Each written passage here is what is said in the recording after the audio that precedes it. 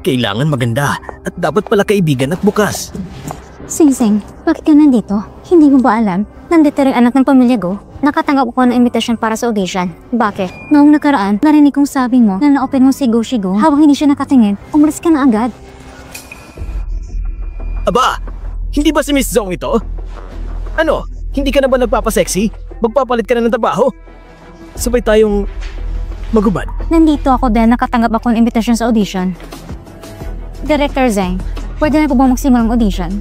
Director Zeng, ako po'y ganito. Medyo konserbatibo ako. Ayoko makihalo sa mga babaeng sikat lang sa paghuhubad at pagiging bold star. Ayaw mong manatili? Lumabas ka na lang.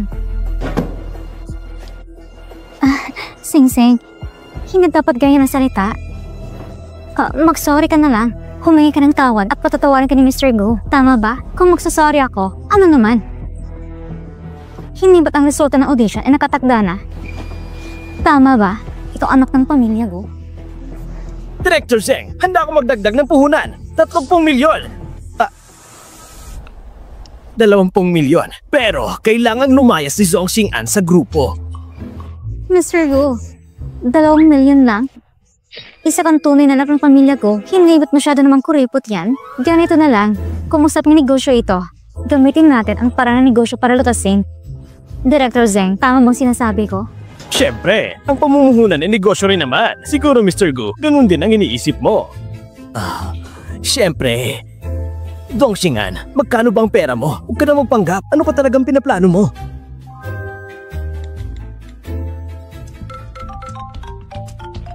Sa wakas tumawag ka rin. Ano ba yung mga komento mo? May isa walang pumasa?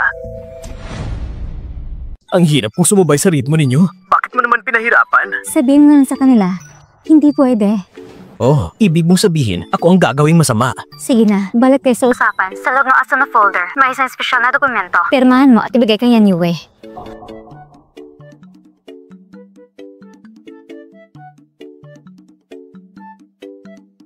Kontrata sa pamumuno ng Andy? Ikaw, ano bang balak mong gawin? Pirmahan mo yung kaagad, ngayon din.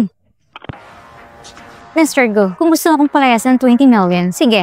Ako naman, gagawin ako 1 bilyon para ikaw lumayas. 1 bilyon? May sakit ka ba sa utak? Ano? Magnanakaw ka sa bangko? Ha? Director Zeng, handa na bang kontrata?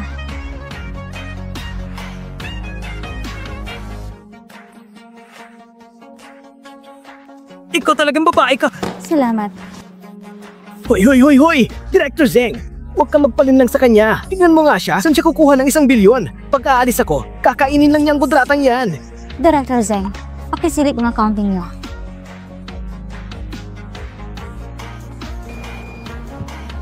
Uy! Napakalaki ng galawan! Mr. Gu, pumasok na ang pera! Boss, yung tungkol sa paglilipat ng pera, naayos ko na maigi. Kumusta na ang plano kahapon? Wala man lang ni isa ang pumasa. At yung mga pangunahing kailangan, hindi rin nagawa ng maayos. Ginawa nga pero parang wala ring silbi. Gusto ng bagong aproba. Sabihin mo sa kanila na gumawa ulit ngayong araw. E di... ako nang taya sa merienda. Boss! Huwag ka mag-alala. Siguradong susunod ang lahat sa iyong mga utos at magsisikap sila. Sige, gawin mo na. Boss!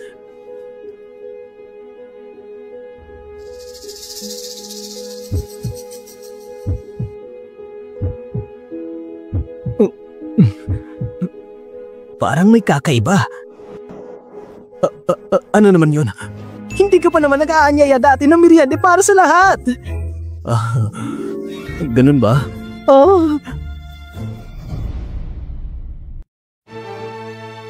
Usaping na nga sa industriya ito ha. Mag-isip ka ng mabuti. Director! Huwag mong kalimutan, ang karapatan sa paglabas ng pelikula ay nasa kamay pa rin ng Gu Group. Kailan pa magiging desisyon mo ang Gu Group? Dahil ang apelyido kay Gu. Talaga ba? Narinig mo ba lahat? Sinong tinatawagan mo? Yan Yue. Dawat malinaw kay Yang Master Go kung sino siya. Ganito, ikaw bang lalabas o tatawa ko ng tao para hilahin ka palabas? Tao ni Lausan. Ikaw, huwag ka na magpakita sa akin. Pag nakita kita ulit, sasapakit kita. At ikaw din! Mag-init ka, Mr. Go. Director Zeng, ang audition ko, maaari na bang magsimula? Oo. Alam mo ba kung anong papel ang i-audition mo? Pangalawang babae, si Shi Yufeng. Hindi ka na ba susubok para sa pangunahing babae? Total, ang laki ng inilagay nating pera. Ang puhunan ay puhunan, ang obra ay obra. Tama ba, Director? Sing-sing, marami ng action ng papel. Baka limitadong kakayahan mo. Ang karakter na ito ay sa babaeng ahente. Kaya mo ba? Sige.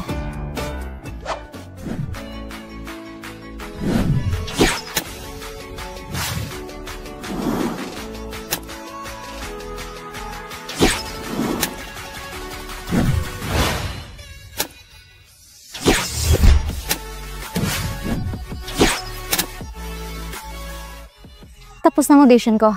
Paalam, Director.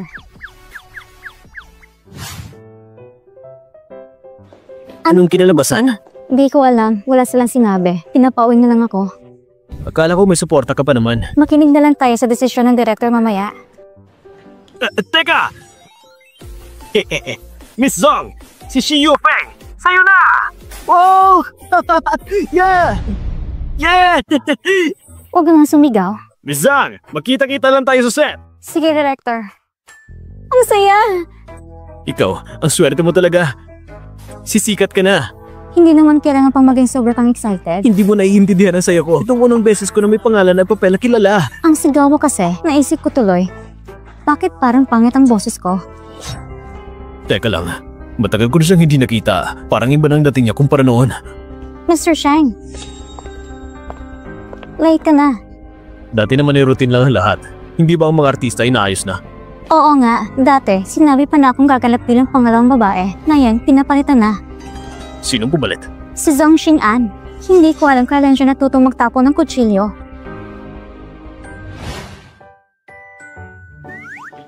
Maligayang pag-uwi.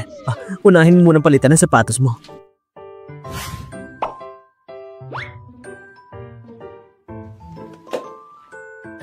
Inayos ko ang trabaho ko na maaga ngayon para makauwi at hintayin ka sa bahay. Dito ka, pakiusap. Inihanda ko na rin ang pagkain bilang pagpapakita ng pagpapasalamat ko sa iyo. Maliit na bagay lang yan. Umupo ka dito. Umupo ka. Salamat.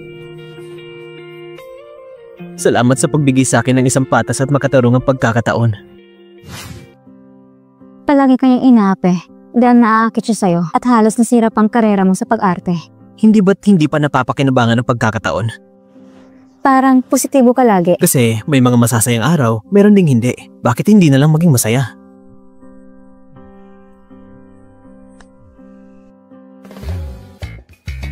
Napansin ko, simula na magpalit tayo ng katawan, mas naging matagumpay ka kaysa sa akin. Tignan mo, agad dumating ang trabaho. Ito itong sa skandalo.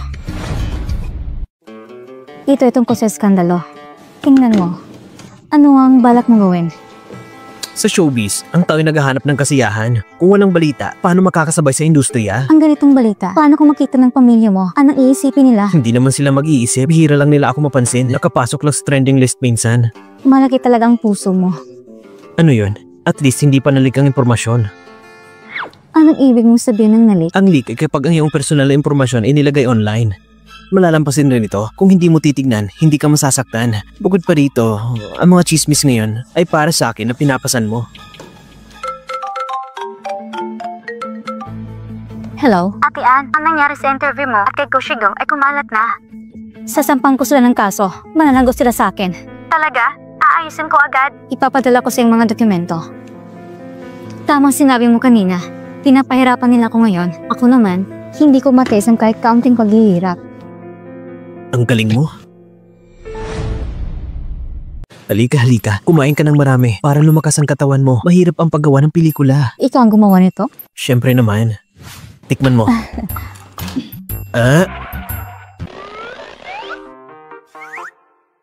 Ngayon na isa ka ng aktres. Kailangan mo tutunan ng tamang pangangalaga ng katawan. Ito ang para sa'yo. Pagkatapos ng kumain ito, ma-exercise ka? Sabi mo isa kang CEO na palagi nakaupo sa opisina. Mawawala rin yung kalamnan palang araw. Dahil katawan ko yan? Kaya kaya yung kumain ng walang imitasyon? Hindi pwede. Kung magpapatuloy ka, hindi ito ang solusyon. Ito unang pagkakataon na ako ang CEO ninyo at doon ko nalaman na napakaraming bagay na kailangan yung matutunan. Kilala ko ang bawat salita ng hiwalay, pero kapag pinagsama, wala akong kilala. Maraming bagay ay hindi pa maipasa. Kaya sabihin mo, anong plano mo? Bakit hindi na tayo magpakasal? Tubig. Tubig, tubig, tubig.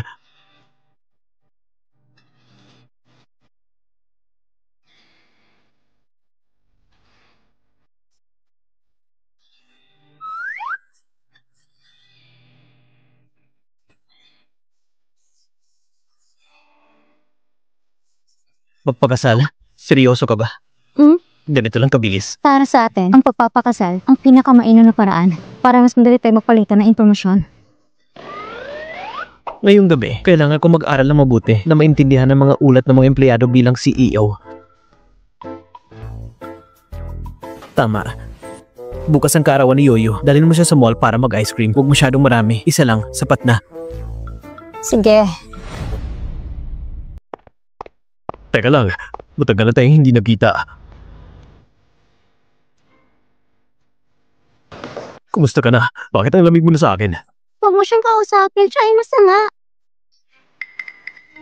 Umuwi na tayo. Ay.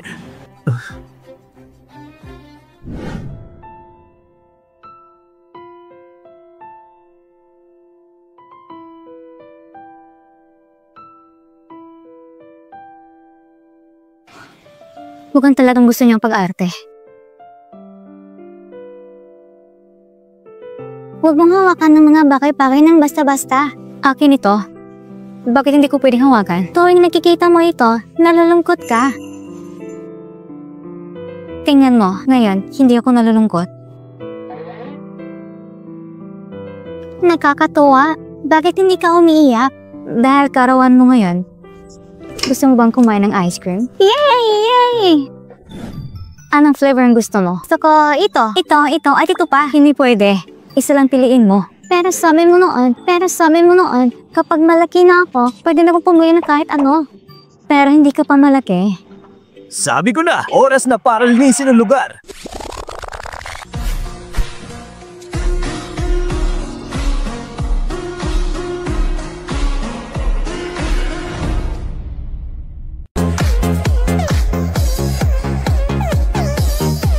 Sabi ko na, oras na para linisin ang lugar. Ano pang ginagawa ninyo? Pasensya ng siguro. Ang laki ng presensya mo. Hindi ka ba natatakot ng sirena ng mga anong tuntunin ng Go? Ikaw na naman, Zoshingan. Sinabi ko na, sa bawat nakikita kita, sasakalin kita!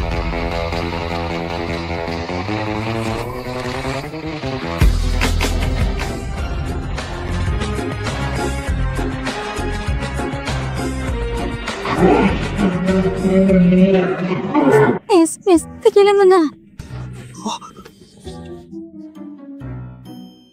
Palayasin niyo sila! Naglalakas loob ka? Kinagat niya ako! Alam mo ba pananakit sa katawan? Sasabihin ko sa inyo, maganda ka na sa pagkakakulong! Ate, huwag kang matakot. Miss, mag-usap kayo ng maayos. Hindi maganda para sa lahat ng tumawag ng pulis. Hayaan niyo sila mag-report! Ginawa niyo ito sa akin! Hindi pa dito nagtatapos! Mr. Go, may CCTV ang tindahan na ito. At saka, ikaw ang unang kumilos. Kaya, tingnan mo ang leeg niya. Ikaw ang unang sumakal. Halika rito! Sabihin mo sila ang CCTV. Isa na siyang public figure. Tumawag ka. May lakas ka ba mag-report? Sasabihin ko pa sa'yo. Yung balitang yon, ako pa ang gumawa para sa'yo. Maghanla ka na ng suit mula sa abogado. Zongxingan, ang parusa ko sa'yo sa mga nakaraang taon, hindi pa ba sapat? Tigilan mo na yan. At ikaw rin, ano bang pinagagawa niyo sa kindergarten araw-araw? Pipilitin ko ang guro mo na bigyan ka ng maraming takdang aralin. Gusto kong makita paano mo papasok ng ganitong sitwasyon. Si Go Shigo ay nagpapakita ng kapangyarihan sa mall. Ang titulo ni Mr. Go ay napaka-epektibo. Ipapaalam ko sa lahat ng malaking mall upang hindi na maulit ang ganitong bagay. Kaya iniimbitahan ko ang kapatid ko upang mapag-isip niya at magsisisi sa sarili. Opo.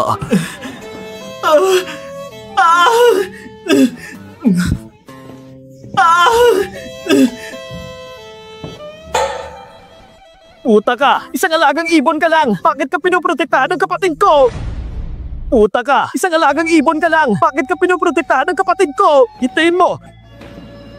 Maghintay ka! Pasensya na po. Nakagulong lahat. Tara na.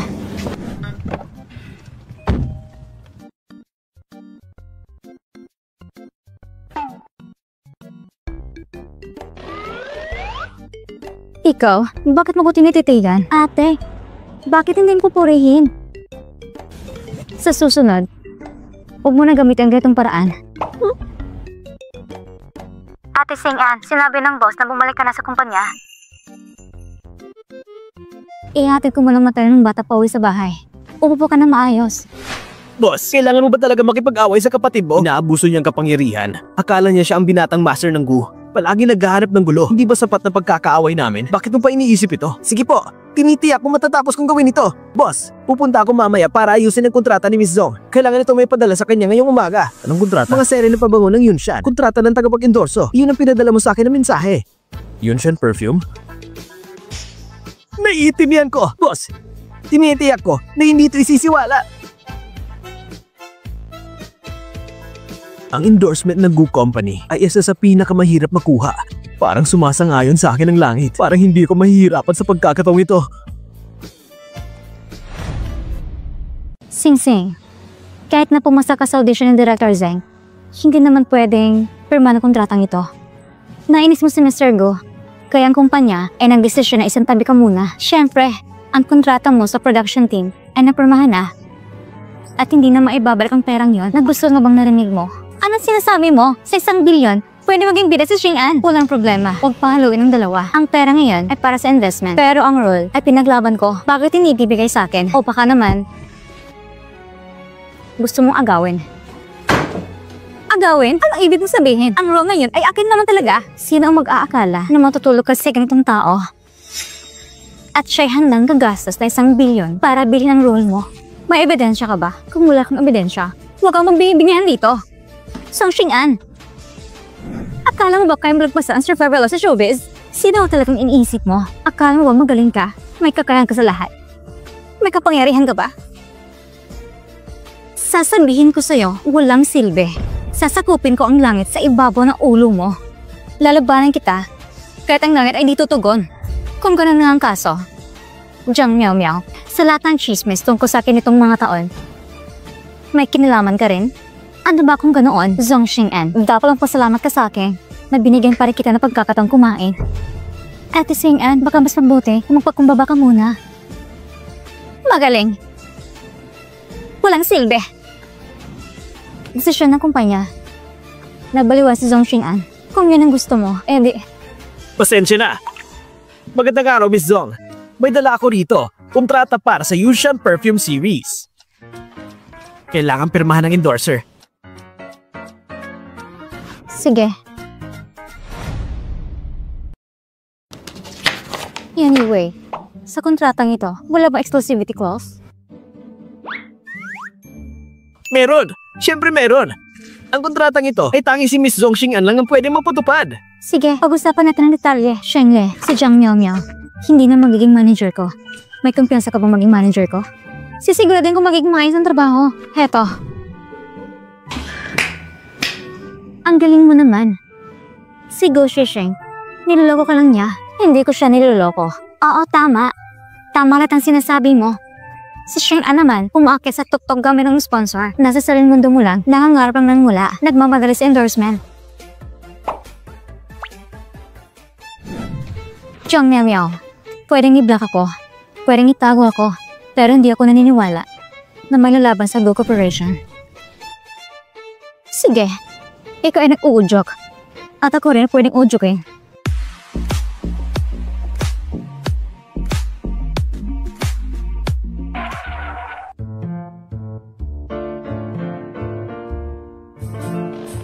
Ay, Mr. Gu. Alam ng lahat na mahirap makuha-endorsement ng Gu.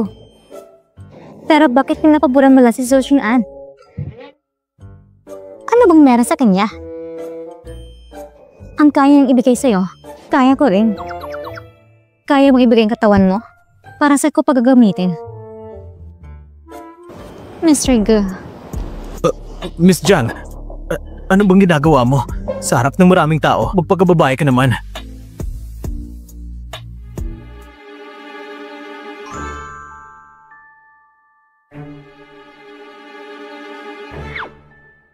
Hihintayin kita. Miss Jiang, ito naman ay hindi ko na kayang tanggapin. Baka mas mabuti kung ibalik mo na lang. Mr. Mr. Go. Anong klaseng tao ka ba?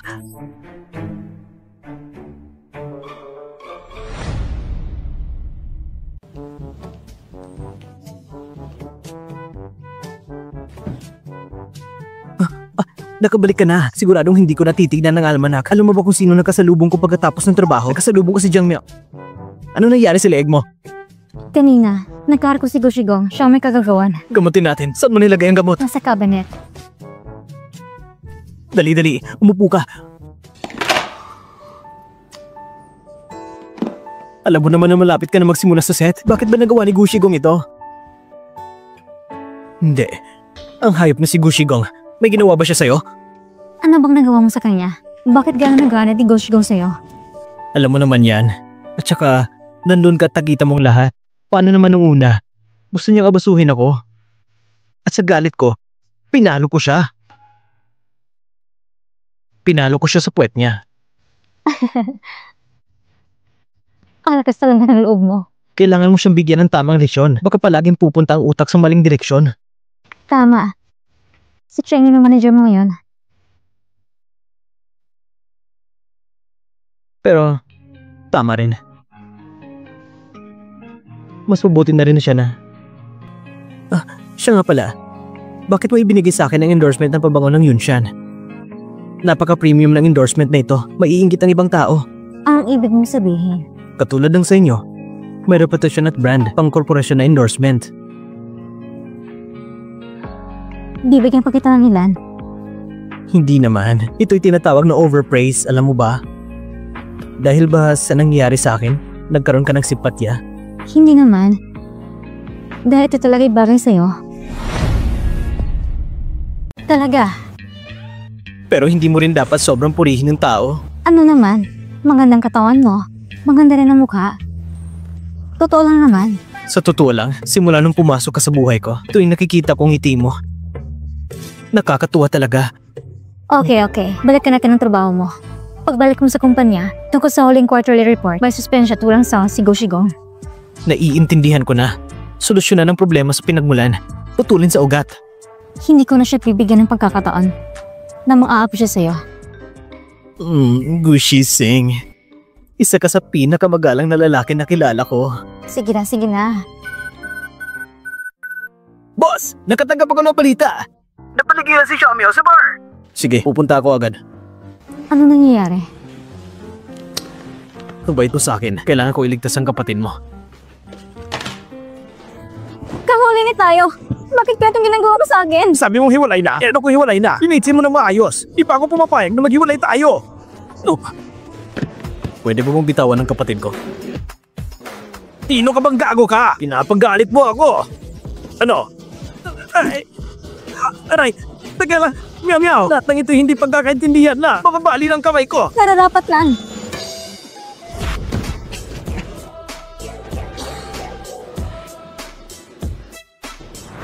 Hali kayo! Sinasaktan mo ako? Patayin niyo siya!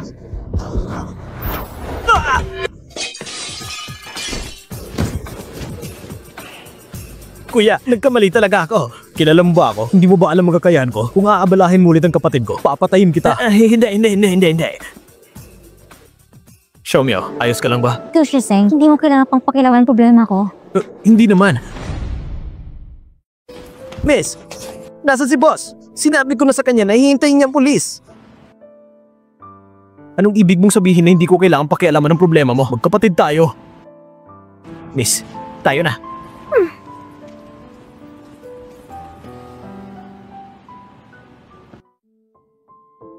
Xiaomiao. Hindi. Ano ba nangyayari sa'yo ngayon? Sinabi mo huwag kitang abalahin. Kaya hindi kita abalahin. Gusto mong pakialaman ako? Xiaomiao, siguro dahil dati ay lagi akong abala sa trabaho. Akala ko ay wala kang problema sa pang-araw-araw. Ngunit hindi ko inasahan na kailangan mo rin ng pagmamahal ng pamilya. Pasensya na at napilitan ka makipagrelasyon sa basura at sakim na lalaki. Ako din naman ay unang beses na maging kuya. Sa susunod, sabay na tayong kumain ng hapunan. Ayos ba yun? Uuwi na muna ako.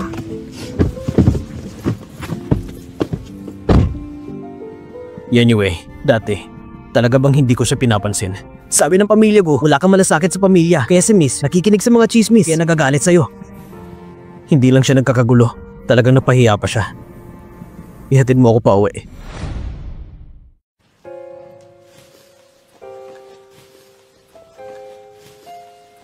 Naibalik ko na siya pa uwi. Salamat. Hindi mo ba talaga tatanungin kung ano nangyari sa kanya ngayong gabi? Ligtas na siya. Hindi ba? Ngayong gabi, nakaharap niya ang ilang mga gangsters. Halos nang-aabuso sa kanya. Kung na-late lang ako ng kaunti, maaring wala na siya ngayon. Salamat. Bukod pa dyan, naisip mo ba na dapat mo siyang alagaan? Pagod na ako. Masyadong gabi na. Maghahanda ka na matulog. Ikaw...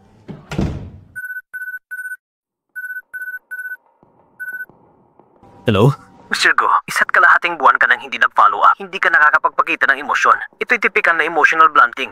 Kailangan mo ng psychological intervention. Oh, naintindihan ko.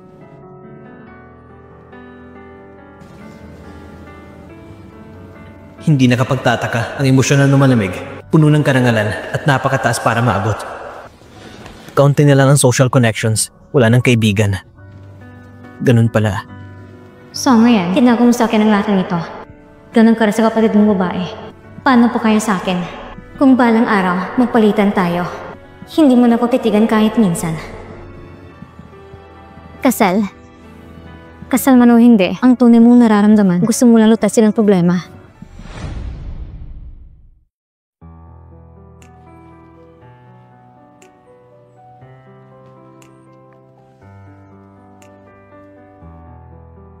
Tignan mo, ang lahat na ito yung mga naayos ko na dokumento. Tignan mo kung may mali pa, turuan mo pa ako. Magaling ka na sa ginawa mo. Pero ako, kailangan mong tulungan akong suriin ang script. Bawat isa may specialization. Hindi ka nagalit. Alam mo na. Sa iba, hindi ko alam. Pero kapag galit ka, nararamdaman ko. Siguro kasi nasa katawan natin ng isa't isa. Salamat ha. Tulungan ako mabuti sa script. Kailangan ko pa mag-practice. Hindi kita dapat ipahiya. Ay, parang kinakabahan ako harapin ng kamera. Hindi pwede. Sandali lang. Ulitin natin. Totoo lang, hindi mo na kailangan magsumikap ng sobra. Sa tingin ko, magaling ka na. Hindi pwede. Kung hindi ko mag-practice, ano pong magagawa ko? Bakit mo ba pinagtutuunan ng pansin ng mga bagay na ito? Dahil ba may gusto ka sa akin?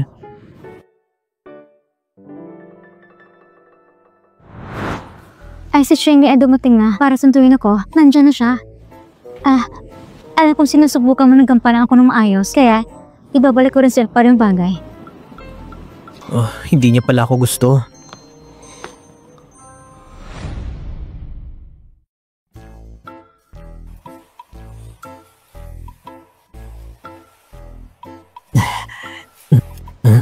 Boss, ano nangyayari sa'yo? Wala ako sa mood. Siguro dahil sa kasakiman ko, ganito ang kabayaran sa akin. Broken-hearted ka ba? Anong broken-hearted? Ano bang pinagsasabi mo? Huwag kang magsalita na kung ano-ano. Anyway, naniniwala ka ba sa metaphysics? Metaphysics? Mas mabuti pang paniwalaan kaysa hindi. Kung ganun, tulungan mo kong hanapin ang master na ito. Boss, ikaw ang presidente ng Go Group. Naniniwala ka sa pamahiin, baka maaapektuhan ng stock price. Ito, gawin mo lang itong low profile. Alam mo ba kung anong ibig sabihin ng low profile? Opo boss, naintindihan ko na. Noon, pinaniwala mo kami sa agam. Ngayon, paniniwalaan natin ang metaphysics. Paminsan-minsan, iba naman, walang problema. Kaya maganda na ba tayo ng tsa at merienda para kay Miss Zong para pumunta tayo sa set ng shooting? Sige. Gusto ko rin makita. Agad ko nang aayusin. Gusto ko rin makita kung paano ba talaga pinapalabas ang acting ko.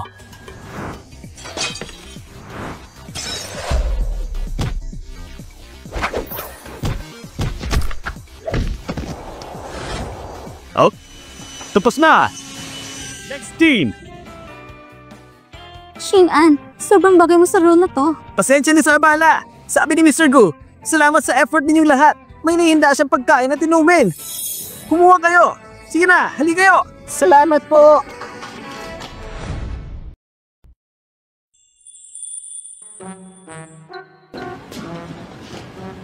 Bakit ka nandito? Nandito ko para manood. Alam kong kaya mo yan. Gawin mo na lang makakaya mo. Huwag mo na akong abalahin. Salamat sa effort sa lahat. Xing-an, si Mr. Go, bago sa kanyang habulin. Paano mo nalaman? Pumunta sa set at may endorsement pa, hindi gaya si Mr. Go. Xing-an, huwag mong sabihin na hindi mo napapansin na gusto ka ni Mr. Go. Kung may gusto siya sa akin, ayos lang din. Sige na, bumalik ka na. Huwag mo nang hadlangan ng shooting. Ano nangyayari? Sa puso ko, medyo may sama ng loob. Matagal ko na itong hinihintay. Pero sa huli, hindi ako mismo ang gagawa. Maganda naman ang grupo. Dapat masaya ka dito. Gusto mo bang bumalik? Siyempre gusto ko. Ang ginagawa mo ngayon ay yung pinapangarap ko. Pinapunta ko si Yan Yue sa mga master na kilala ko. Sobrang pinaalalahanan ko siya na magpaka-low profile. Subukan natin kung kaya niya ba tayong ibalik. Sige.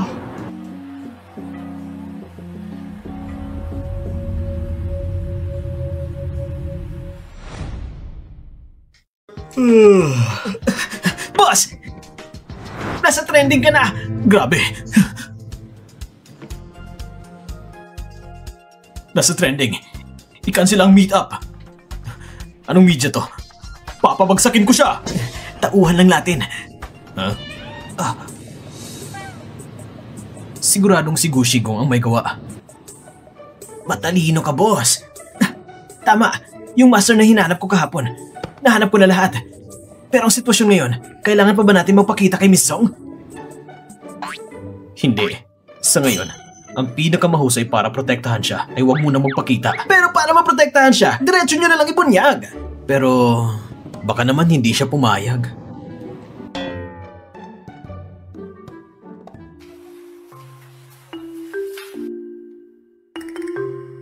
Hello po!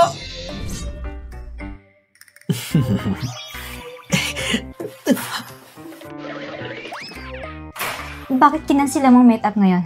Alam mo naman, kapag napasama ka, walang magandang mangyayari. Hindi ko alam kung anong sasabihin ng media. Pero may nagkakakita at sumusuporta sa atin. At sa aming CP, binigyan nila ng pangalan.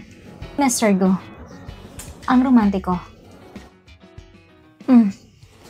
Tama, hindi mo ba sinabi kanina na dapat may bagong katawan ngayon? Kumpleto na bang mga tao? Boss! Lahat ng master ay naimbitahan na. Sabi nila, hindi pwedeng baguhin ang petsa ngayon.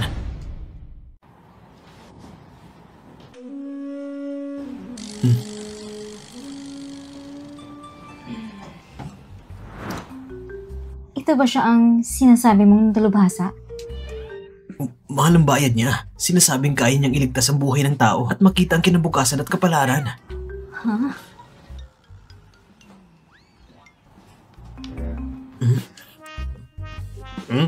Master Pinghe, matagal ko na naririnig ang pangalan mo. Sadyang kilala lang, walang laman. Tama. Hindi ko alam, Mr. Gu, kung bakit mo ako tinawag dito. Master, ganito. Master, kaya mo bang makita ang relasyon namin? Sadyang perpektong magkasundo kayong dalawa. Pero, usaping emosyon, marami kayong balakid. Pangunahing sanhi ay mula sa pamilya at mga kamag-anak. Kung matatag ang loob ninyo, tiyak na magiging maayos ang buhay ninyo. Master, bukod pa dito, maaari niyo po bang makita ang iba pang bagay? Magkatuwang ang karera ninyo. Ang babaeng ito ay napakaswerte para sa asawa niya. Talagang napakaswerte. Yan Yue. Dali, tawagin mo siya.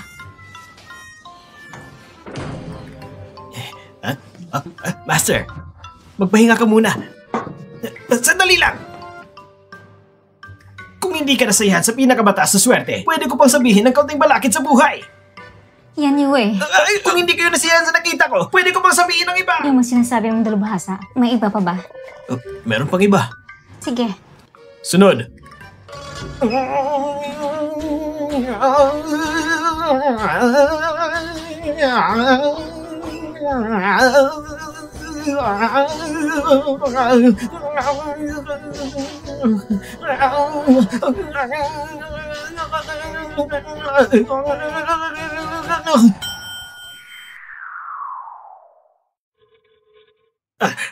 Master, pakinggan niyo ako. May sasabihin ako sa inyo. Makinig kayo! Hindi ko pa tapos ang linya ko!